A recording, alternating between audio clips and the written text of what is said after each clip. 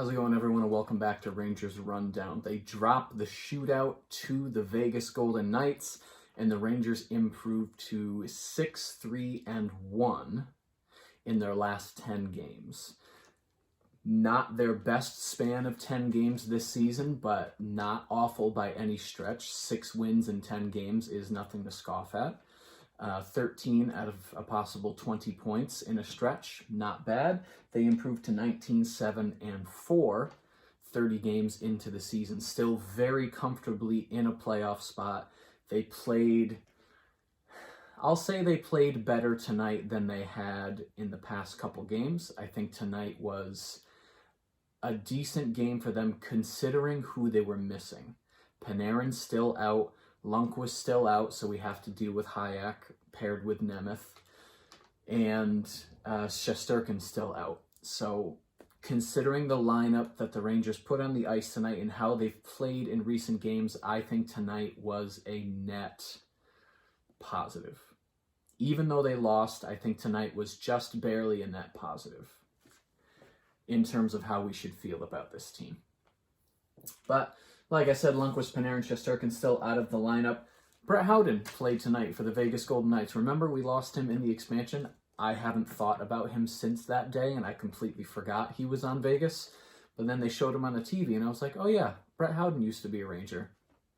I don't think about you at all. But there you go. And he would score a goal tonight, so there you go. That probably means Buchnevich is going to score a goal when this team plays the Blues later in the season. Tonight was McKegg's 200th game, so congratulations to him. The lineup tonight, at least to start the game, it did end up changing. Kreider, Zibanejad, Kakko, Hedl, Strome, Hunt, Lafreniere, Goudreau, Gauthier, Rooney, McKegg, Reeves, Lindgren, Fox, Miller, Trouba, and then Hayek and Nemeth. Georgiev was in net. We get into the first period. 1 minute in, Zibanejad had a breakaway. Vegas pushed for several minutes after that, and man, did they shoot everything. Just constantly getting pucks to the net. And I wish the Rangers would take notes tonight, because that's how you generate offense. Shooting the puck at the net is never a bad option. Sometimes it's not the best option, but it's never a bad option to just throw the puck at the net. It might go in, you never know. And if not, you might generate a rebound, but holding on to it and then turning it over is always a worse option. Throw it at the net. See what happens. 5 minutes in, Rangers unable to set up. They were just playing dump and chase with the puck, and Vegas is too good of a team to fall for that. So they pick it up and they clean it up, and their transition game is so dangerous that just handing them the puck behind their own net is very, very risky. But the Rangers are playing well defensively. They're not generating a lot of offense, but they're also not letting Vegas generate that much offense. 6 minutes in, Rangers get first shift of offensive zone pressure. It took them 6 minutes into that first period. And then right after that, at 6:49, Howden would score a goal. He collected his own rebound and put it right into the net. 8.5 minutes in, Miller makes a very good defensive play on Riley Smith, who looked like he was about to have a partial breakaway. 9:17, Zibanejad takes a hooking penalty. Both the penalty kill and the power play for the Rangers at the start of this game were 6th in the league. The Rangers' special teams have been red hot as of late. Both special teams in 6th in the league, and they showed it tonight for sure. Great early save on Pacioretty by Georgiev. Excellent penalty kill. They even spent part of it in the offensive zone. The Vegas transition is just so fast. Neutral zone turnovers are what were killing the Rangers in that first period. They were too slow in the neutral zone, and Vegas is a very dangerous team. They will take that puck and immediately get their forecheck going. It's crazy how fast their transition game is. Very dangerous. 6 minutes left in the period. First line has a couple decent chances on one shift. Line shuffling by Gallant towards the end of this first period, during the last 5 minutes of the period. Rangers get a little more offensive zone pressure as a result. Now, is it strictly from the juggling of the lines? We can't say for sure, probably not, but that probably helped. Rangers had several deflected pucks on the goal and net front chances throughout this period, including one right at the buzzer. Shots 12-9 in favor of Vegas. They just need fewer turnovers in the neutral zone at this point in the game. Don't make the transition game easy for Vegas. And they definitely got that message in the second period. Second period, Rangers dominated. 17 seconds into that second period, Zibanejad would score a goal. His first one at MSG this season. That sounds weird. It's the 30th game of the season, and this is Zibanejad's first home goal. Just weird. But it was a great goal. He came streaking in. He used the Vegas defender as a screenshot. It right through his leg, just sniped it right past the goalie. It was a beautiful goal. 2 minutes in, Lafreniere has a good shift with a couple of chances. Rangers playing faster. Gallant must have said the right thing in the locker room because the Rangers come out gunning in this second period. 4.5 minutes in, a great save one-on-one against Carlson. Georgiev played pretty well tonight. He made some very good saves on some very good players. I think he saved 3 Pacioretty breakaways throughout the course of this entire game. It was good. Kreider has a breakaway, but he lost control as he was moving to his backhand. 6.5 minutes in, Trouba goes end-to-end. He just takes the puck himself, and he goes all the way to the other end for a good shot. 8:45, Waugh takes a slashing penalty. And again, power play, 6th in the NHL for the Rangers, and they show it. At 10:25, Kreider scores his 11th power play goal of the season, which ties his personal best in a season. And we're only 30 games in. 30 games in, he has tied his season high in power play goals. Chris Kreider is going to break a lot of personal records in this season. It was a tap in. Zibanejad, great pass right to him at the side of the net, taps it right in. At the same time, Pietrangelo takes a high sticking penalty. So the Rangers score on the power play and then immediately start a new one. So they had back-to-back power plays. Strome rips one off of the post during that second power play, but nothing would end up going in the net. 6 minutes left in the period. Hayek makes a good defensive play against Dadonov one-on-one, so good for him. Kakko had an open net, but he missed wide. 3.5 minutes left. Fox tripped, and there was no call. And every single person in the audience just started booing. There was only one ref tonight. I don't know what happened with the other ref. Maybe he was waiting for a test and maybe it came back negative. But there was only one ref tonight. 2 linesmen, but only one ref, so maybe he just missed it. But still, you watch the replay, it's a blatant trip. It should have been called. But that's the way that things went. End of the second, shots 11-4 in favor of the Rangers. They limit Vegas to 4 shots on goal in the second period. Playing faster, shutting down in the neutral zone, getting shots on net. Third period, Vegas pushes in the first 90 seconds, and then Kakko gets a decent shot. 2.5 minutes in, Georgiev makes a good save on Pietrangelo. 5 minutes in, it's all Vegas, but no great chances. Vegas is controlling the puck way more than the Rangers, but they're still playing well defensively, limiting the shots on goal, limiting the grade A shots on goal.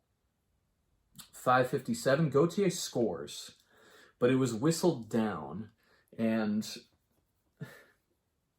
I guess there's not too much controversy. The whistle blew, so it's not like you can go back and say it's a goal. The whistle ends the play, so whatever happens after that doesn't count. But the whistle shouldn't have been blown, and you can make a pretty strong argument for that. The Rangers' net was knocked off of the moorings, and play goes the other way. Rangers are in control of the puck, and their net is off the moorings. Now, the play should be allowed to continue until Vegas touches the puck, because the Rangers don't need their own net to be on the moorings in order to try and generate offense. It was flipped out of the zone, and it lands near Gauthier and one other Vegas player. Now, maybe the ref thought the Vegas player had it and blew it dead. Gauthier takes it in. He doesn't hear the whistle. He goes in and he scores. But the whistle had already blown. It shouldn't have been. That should have been a good goal. If there wasn't a whistle, would he have scored? Who knows? The goalie seemed to hear the whistle and get slightly distracted, so maybe he was slightly out of position and that allowed Gauthier to score. We'll never know. End of the day, whistle shouldn't have been blown. So at this point, The refs have a missed call on a trip. A fox got tripped, and then they have an early whistle. So refs not really doing the Rangers any favors tonight, but that's all right. 8 minutes in, Vegas only has 2 shots in the third period. 8.5 minutes left in the period, Zibanejad sprung into the offensive zone for a good look. 6 minutes left, a flurry of shots from Vegas. They're really, really pushing, and it's a long shift for Hayek and Nemeth. And when I saw both of them on the ice still, I just put my head down. I said, this is not good. You don't want tired defensemen on the ice. You especially don't want your third pair defenseman tired on the ice. Luckily, Georgiev was able to stop it. The Rangers get fresh bodies out on the ice, but it wouldn't matter because after the face-off, Coghlan would score a goal at 14:44, tying the game 2-2. Rangers, to their credit, push back immediately. But at that point, 15 minutes into the period, they only had 1 shot on goal. They were focused way more on shutting down Vegas rather than generating a lot of offense, and it showed. 1 shot in 15 minutes of this third period. 2.5 minutes left, Lindgren has a shot that was very easily stopped, and that was only the second shot of the period. 1943, Stevenson charges the goal and sends Lindgren into Georgiev, which knocks the net off the moorings. Vegas ends up putting it in the net, but the net is off the moorings at that point, so it obviously doesn't count. Shots 10-2 in favor of Vegas. 10-2. 8 minutes in, Vegas only had 2 shots. In the final 12 minutes of that period, they generated 8 more, while the Rangers only generated 2. So we go into overtime, and this was an exciting overtime. I went into this overtime very pessimistic, thinking, well, at least the Rangers got a point. Now, I ended up being right, but that's okay. They played well in the overtime. Shots were 7-4 in favor of the Rangers in the overtime. Just back and forth, really open ice. Nobody was breathing or blinking. They were just watching. Strome was denied on what looked like was going to be surefire goal. Then Georgiev denies Pacioretty plus a rebound. He has a breakaway. He shoots it. Georgiev stops it. He gets his own rebound. Georgiev stops it. As soon as I saw Pacioretty on a breakaway, I thought, well, let's go do a video. But no. Pacioretty gets another break, and he misses wide on that. Like I said, shot 7-4 for the Rangers. A lot of shots on goal for that. Kreider almost had one, too, on a really extended deflection try. We get to the shootout. Waugh goes first. He's denied. Kakko goes first for the Rangers. He's also denied. Dadonov goes for Vegas. He's denied. Zibanejad goes for the Rangers. He is denied. Marchessault goes out there, makes it look so easy, puts one past Georgiev. Strome comes out. He needs to score in order to extend it, but he does not score. So Vegas wins 3-2 in the shootout.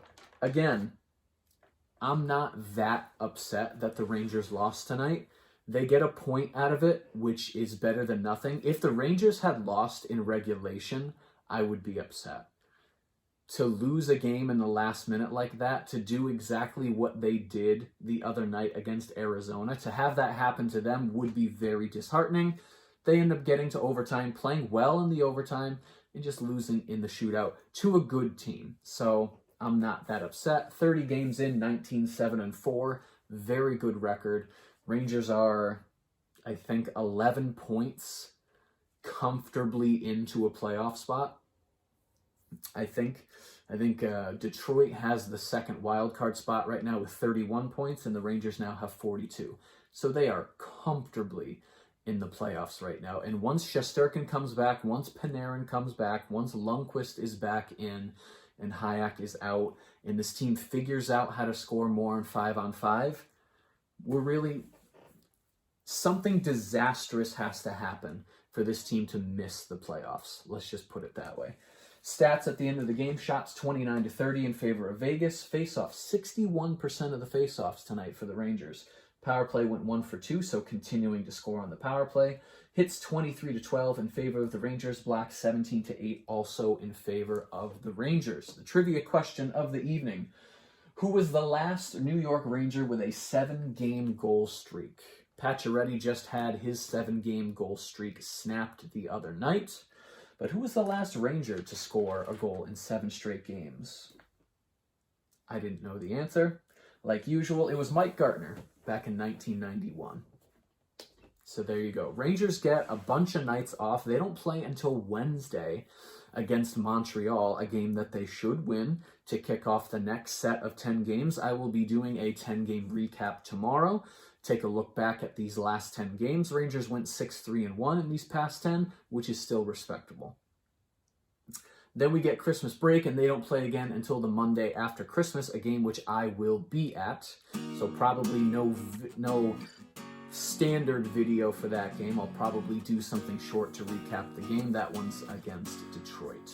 So maybe Rangers throw a practice in over the next couple games, figure out 5-on-5, and we'll see if they can keep this going against Montreal on Wednesday. If you enjoyed this video and you'd like to see more videos like it, be sure to hit the subscribe button. Thank you so much for watching, and I will see you in the next rundown.